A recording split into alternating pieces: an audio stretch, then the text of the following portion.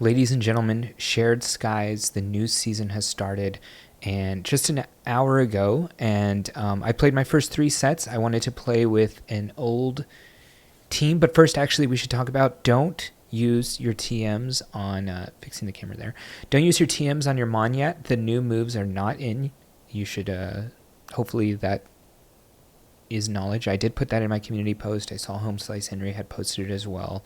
Yeah, the new moves won't come in until Monday at 12 p.m. CST, Central Standard Time.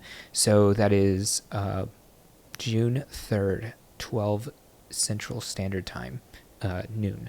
So yeah, without the new moves coming in, I decided I'm going to go ahead and use an older team that I haven't showcased in a while, and it's the old Asian Milkman team, but he hasn't played in a few years, so I'm not sure any of y'all even would know who he is, but he was a great team builder. Built a lot of the old teams from the first maybe, let's say, 5 or 6 seasons. So yeah, this is one of them. And it's Medicham in the lead with Dewgong and Lickitung in the back, Lickitung being the safe swap. I believe at the time he used Munchlax, but it's because XLs weren't in the game yet. And so I decided to use the Lickitung there since I do have one now. And yeah, basically Lickitung is a safe swap. There's no real like closer per se. If you can use Medicham or Dewgong in that space, that's great. Icy Wind in the end game is obviously going to be able to reduce the opponent's attack, the opponent Mon's attack, and keep it reduced forever if that's the only Mon left. So the Medicham is going to be using Dynamic Punch. Obviously, Psychic has been nerfed a couple of times, and at this point is just basically unplayable. So yeah, using the Dynamic Punch with the Ice Punch. Counter's still good. The thing is, the team still works in a general sense because the Mon are still just as bulky as they've ever been. Yeah, some moves have changed. Obviously, losing Psychic is big on Medicham. Enough to have pushed it out of the meta a few seasons, I think 3 seasons back now at this point, where Medicham started getting hit. But yeah, the only thing that's different is that metas do change, and this was created for the meta at the time, so there are definitely things that can affect it pretty bad. So one of the things is like an Annihilate here is really, it's bad for the team, but it's not game ending. You'll see we do face an Annihilate or 2 here in the video. So this intro's gone a little long. Just I wanted to make sure no one's using their TMs, wasting them, because we don't have the ability to get the new moves yet. So let's go ahead and get into the battles. All right, Articuno here is actually not that bad. They don't really have flying moves. So you can go for the ice punches. They're going to be neutral actually. Ice actually does resist itself. One of the few things, I think it's the only thing ice resists actually. So I'm going to go ahead and shield this. I don't know if it could be the Hurricane. So Articuno knows Icy Wind, Ice Beam, Hurricane. I believe it knows Aura. What is it called? Aurora Beam? Something like that. And then it also knows Ancient Power. So it is possible it could have been the Hurricane. I wanted to make sure that I don't get one shot here. No need to take the risk. Gonna have the shield advantage coming out, and they end up coming in with a Rock type. I think they try to catch the... Well, I don't know what they try to catch because I was the closest move. Oh, maybe I technically was at a power-up punch. But then they try to catch, and I am close to the ice move anyways. End up farming it down, and that's just going to be GG because I can go troll run onto this Lycanroc. Alright, obviously as the video goes on, the battles become much tougher. Let's go ahead and say that. Alright, Gligar. We're already into Shadow Gligar. Nice. Shadow Tentacruel. So this team seems pretty real. We have a bit of a lead, which is good. Shadow Tentacruel also going to be taking a lot more damage, even though it is pretty bulky in this league still. I do get 2 body slams off before they even throw the first Scald. Kind of weird. I also live a Scald here, so I'm not going to shield, just in case they want to throw like an Acid Spray into another Scald, or into the Scald. So they do end up throwing the Acid Spray, and then I end up getting a farm down here. I'm not sure exactly. Maybe they don't have the Scald. I'm not too sure. But they do come back into the Gligar. Obviously, now we've won Switch. We can put the Dewgong onto the Gligar. And we do end up getting a shield in the meantime.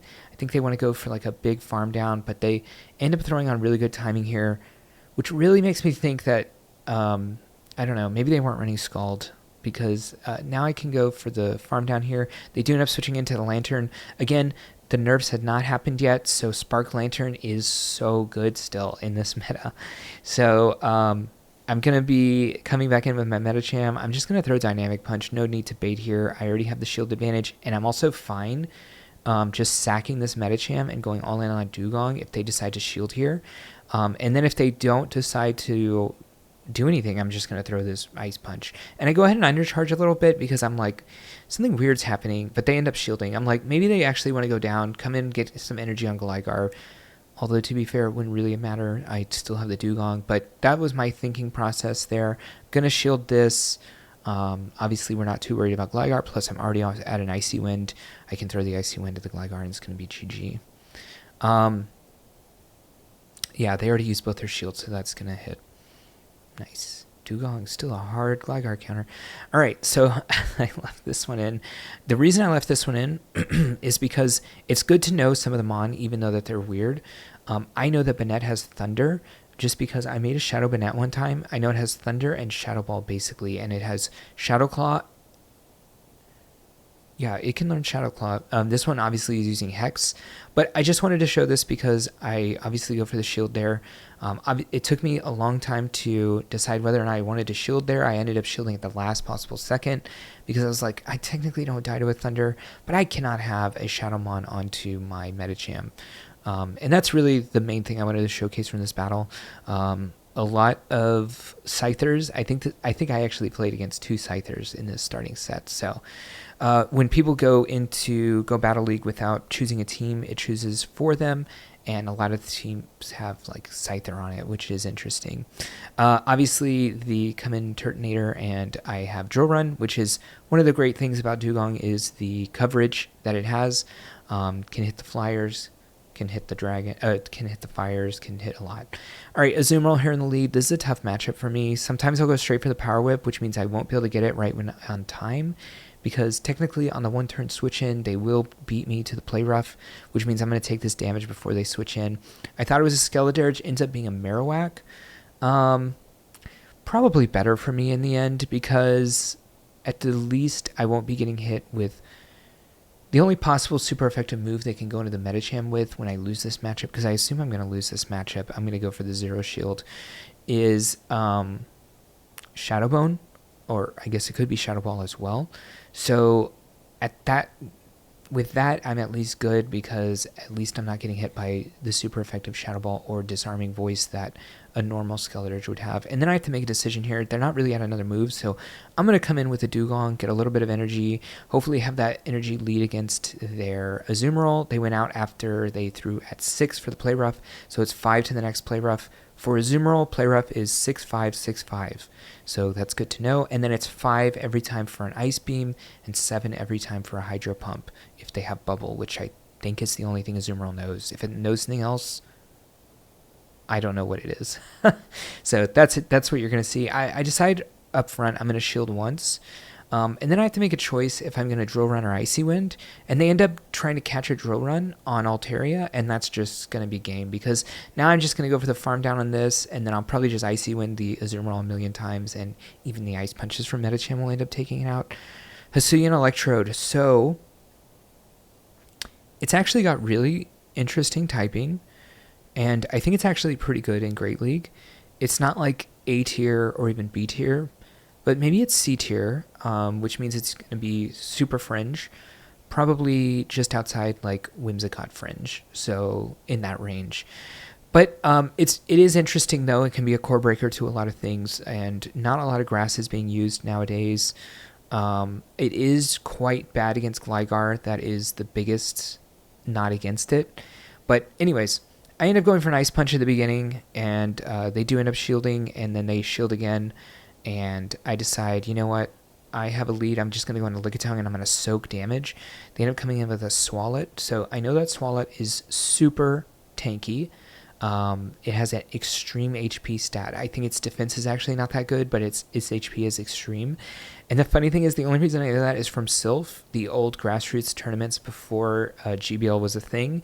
And I went to I forgot the name of the tournament, but it was the California Mega event. And it was like 350 players. And I remember someone had Swalot. And I was like, oh god, I don't know what it knows. And I kind of still don't know what it knows, because you saw me shield the first sludge wave, or sludge bomb. And yeah, sometimes you just don't know what these mon have because you don't see them that often, but they are used. All right, Scrafty coming in. No Thunder Punch. We got to make sure to remember that. It has Snarl, which is an interesting moveset. I would think it ends up being Power Up Punch here, which I would definitely not do if you're running Snarl. It doesn't make a lot of sense. But maybe with the Thunder Punch, Snarl is fine. But Scrafty's typing is not very great. So, and counter is just so good. Counter is just kind of broken in Pokemon Go. So, yeah, counter is just too good. As you see, even our counters are able to take out this Scrafty. All right, another Azumarill. This time I just had to play it a little different. I do remember because I was like, I'm not going to be able to make it to this play rough. If he wants to stay in with this Azumarill, I want to make sure I make this timer way awkward for him so that when he switches out, if he wants to throw a move, which he ends up throwing a move right here, then I'm going to make sure that I at least have the time advantage. I need to get some sort of advantage because technically Lickitung is my hardest answer to Azumarill, and switching it in is usually a no-no, but it's a pretty even matchup for Dewgong to handle, and I think I'm going to live this anyways and get to another Power Whip, so I'm just going to go for it. My Lickitung is best buddied, and like I said at the beginning of this video, I finally have a good Lickitung, so I might as well hope that its bulk is good enough for me. So I'm going to shield one of these play roughs 100% on my Dewgong, and I'm coming in Dewgong, obviously.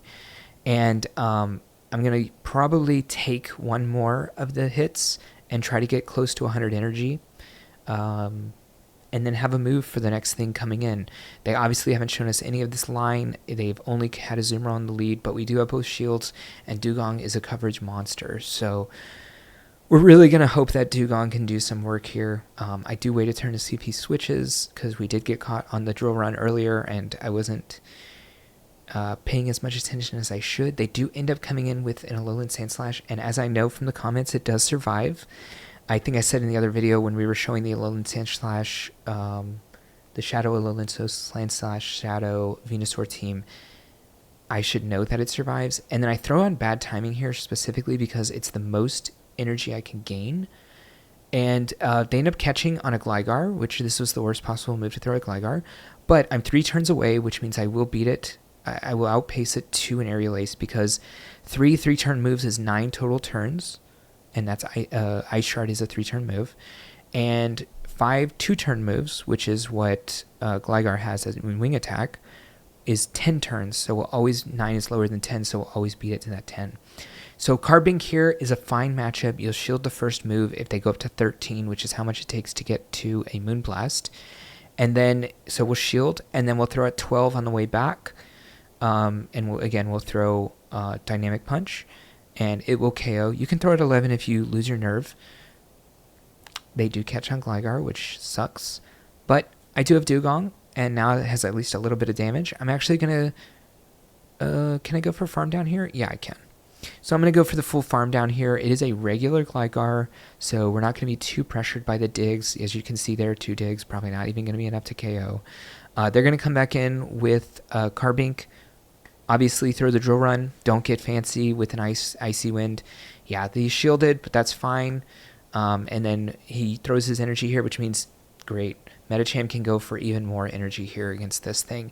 And I want to come in right away because the switch timers are still a little off. And they end up having a Dewgong in the back, and they're double weak to Medicham. And actually, both of these are also weak to Lickitung, so interesting enough. And again, throwing good timing against a 3-turn move as a 2-turn move. You want to throw on 1, 4, and 7. So just see your punches 1, 2, 3, 4, and we got to the Dynamic Punch. I'm going to let this go. We're all in on Lickitung now. They don't really have a lot of health on anything, so it's just going to be GG. Licky farm down. Oh, it feels good to have the good Licky. Uh-oh. Oh, I don't know why. Okay, my editing skills are getting worse. All right, Skarmory lead. It's kind of like the Annihilate, but you're going to be good here, but I actually end up losing my nerve here, and they do end up going for a Sky Attack, so I'm going to go for the Dynamic Punch, and then I end up throwing an Ice Punch afterwards when they're really low. I don't think I could have farmed down, but it's really close. I don't think I could have, though, because they ended up throwing right away here, and I don't think 2 was going to KO. 2 counters, I mean. So I'm going to let this go. Sky Attack will KO us as well as a Brave Bird. But I'm going to come in Dewgong. Again, that coverage monster. I'm going to get some energy here and try to use it to my advantage. They end up coming with Dragonair, which makes me think that it's definitely like Dragonite or Altaria in the back. Why would you ever come in a Dragon unless you're also another Dragon? Oh, it could be Gligar as well. So actually Gligar makes the most sense. So I think it's going to be Gligar in the back. I will outpace because I'm 3 away from this Icy Wind. It does take them 12 turns to get to every Body Slam or Aqua Tail. And yeah, we get there in 15 turns, and it ends up being an Altaria, and it takes them 16 turns to get to a Sky Attack. So we're going to make it to another Icy Wind there, and it's going to basically one-shot. And even though it doesn't one-shot, we still have the full health Lickitung there in the back. This guy throws on 5. I was ready to just fake a Psychic at 9. Actually, I was going to let them throw first, an Earthquake. But he throws at 5, and I'm like, wait, none of the normal moves are at 5, so maybe this is like a Sledge Wave or something. Ends up being Acid Spray.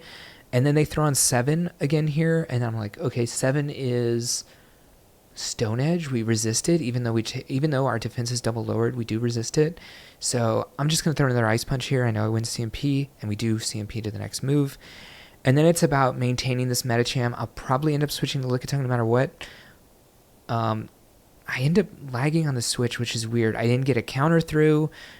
The Lickitung didn't come through. I just straight lagged. It just stood there. Everything stood there for a little bit. Kind of weird.